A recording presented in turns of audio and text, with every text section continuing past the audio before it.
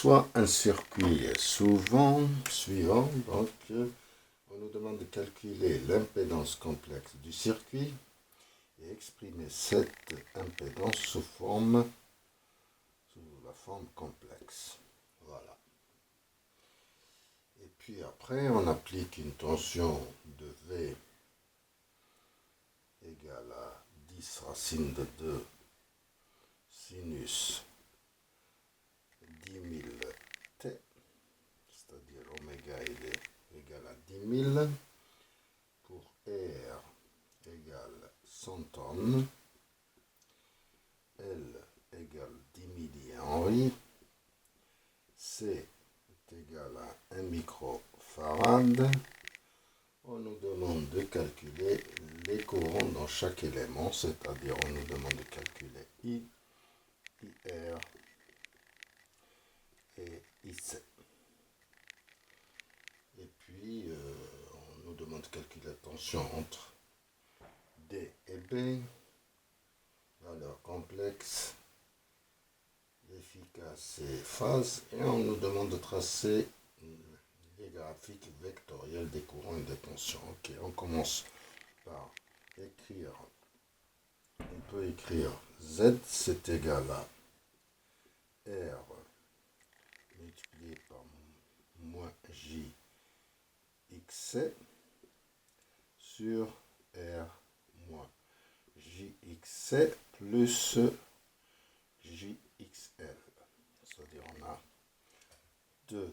une résistance, c'est ce condensateur en parallèle, ce qui nous donne moins JRXC. Puis on multiplie par le conjugué pour éliminer le nombre complexe du dénominateur, R plus JXC plus JXL. On aura au dénominateur R au carré plus XC au carré. Au numérateur, on aura plus RXC au carré moins J au carré. J au carré c'est égal à moins 1. Donc on a moins par moins c'est plus, donc c'est ça. Et ici on a moins J R au carré XC plus JXL ici. Donc on aura ça à partie réelle, c'est RXC au carré sur R au carré plus XC au carré plus JXL moins R au carré XC sur R au carré plus XC au carré. Voilà, on l'a écrit sous forme A plus JB, et maintenant on va essayer d'utiliser tout ça pour calculer notre impédance. Impédance, on peut calculer aussi l'impédance ZDB et ZAB qu'on vient de calculer. Maintenant, pour ces valeurs, on aura XC, c'est 1 sur C oméga, c'est 1 sur 10 à la puissance moins 6, un microfarad multiplié par 10 000, 10 à la puissance 4, donc au fait, c'est 10 à la puissance 2, donc c'est 100 ohms. C'est bien ça? Voilà. XC, c'est XL. C'est L multiplié par oméga. C'est 10 multiplié par 10 à la puissance de moins 3. Multiplié par 10 à la puissance 4. Donc, on aura aussi 100 ohms. Voilà. Et R, il est égal aussi à 100 ohms. Donc on peut calculer ZAB. ZAB, c'est égal à R qui est égal à 100. On peut calculer ZBD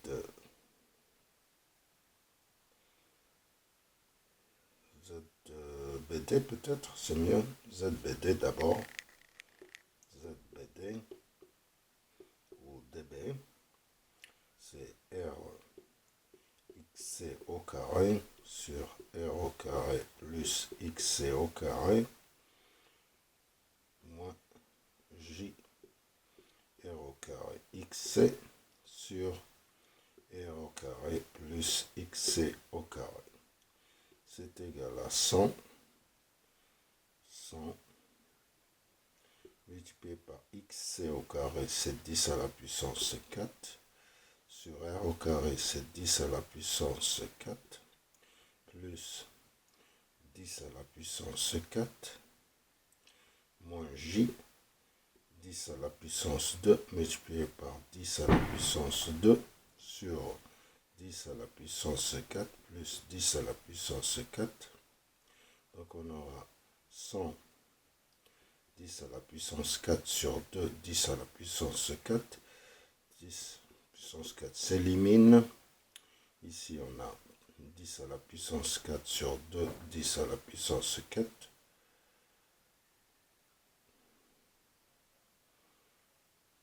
C'est 10 à la puissance 4.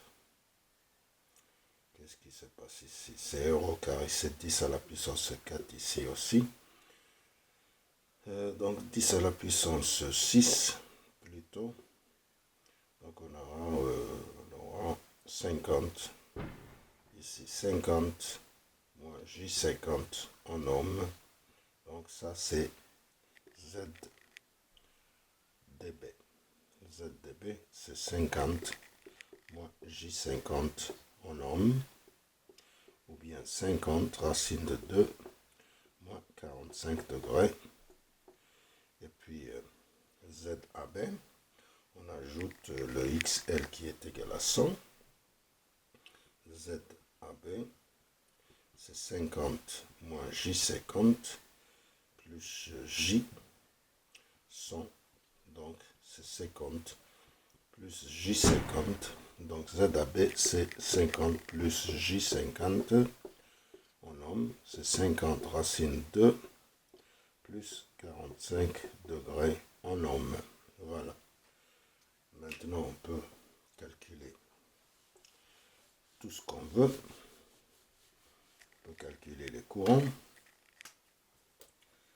On passe au courant IR. I, d'abord, I total, c'est VAB sur ZAB.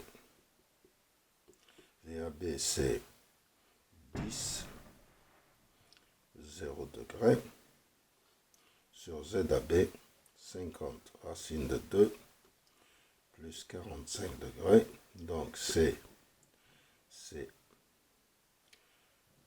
1/5 de racine de 2 et moins 45 degrés, ou bien c'est racine de 2 sur 10 moins 45 degrés. Voilà, on a le courant I total, IR. On peut le calculer, IR c'est VdB sur R. VdB, on l'a calculé. On n'a pas calculé justement, on va le calculer. VdB. VdB, c'est ZBD ou dB multiplié par le I total. Donc ZBD 50 racine de 2 moins 45 degrés multiplié par le courant. Attention, ici c'est I total, c'est bien ça, minus 45, ok. Multiplié par racine de 2 divisé par 10 moins 45 degrés, donc c'est c'est 5, c'est 10, c'est bien ça, c'est 2, c'est 10, 10 moins 90 degrés en volts. Donc on peut calculer maintenant IR. IR c'est VDB sur R, c'est 10 moins 90 sur 100, donc c'est égal à 1 dixième et moins 90 degrés en ampères. IC c'est VDB sur moins JXC, donc c'est 10 moins 90 sur moins J100, ça devient, donc c'est 0, le moins 90, ça devient plus, et c'est 1 dixième de ampère, c'est bien ça, 1 dixième d'ampère. Voilà, on a calculé. Qu'est-ce qu'il nous demande encore? Tracer les graphiques vectoriels. On peut maintenant tracer les tensions et les courants. On va tracer les tensions et les courants. D'abord, on va prendre quelle couleur? Voilà, on va tracer la tension d'abord. VAB, c'est 10. 10, c'est bien ça. 10 cm.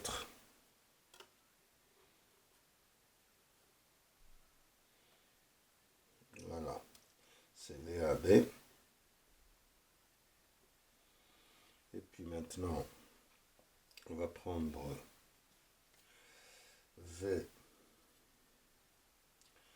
VBD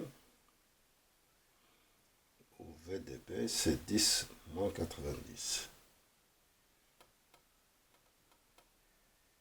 Moins 90, c'est 10 moins 90. 10 et moins 90. Voilà. Ça, c'est VDB. Maintenant, pour les courants, IC, c'est 10, 1 dixième. Donc, on peut tracer 1 dixième. Ok, on va prendre 10 cm par exemple. Bien, 20 cm si on veut. Hein. Voilà, ça c'est...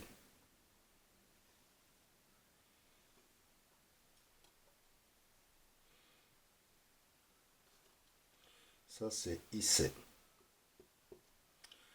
IC qui fait 1 dixième. IR qui fait la même chose. Je ne peux pas le tracer. Il est un peu plus grand que... Donc IR c'est dans ce sens. IR. Et puis IR. Et on va tracer I total. I total c'est moins 45. Donc I total c'est en fait c'est la somme C2. Et c'est moins 45 degrés. Ça c'est I total. Voilà. I. Voilà. Maintenant si on écrit les valeurs instantanées, donc VAB c'est 10 racine 2 sinus 10 000 oméga t.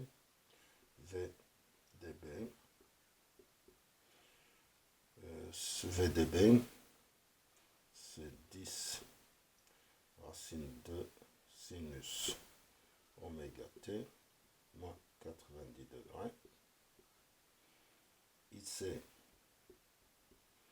où est le IC? IC c'est 1 dixième, c'est racine 2 sinus oméga t,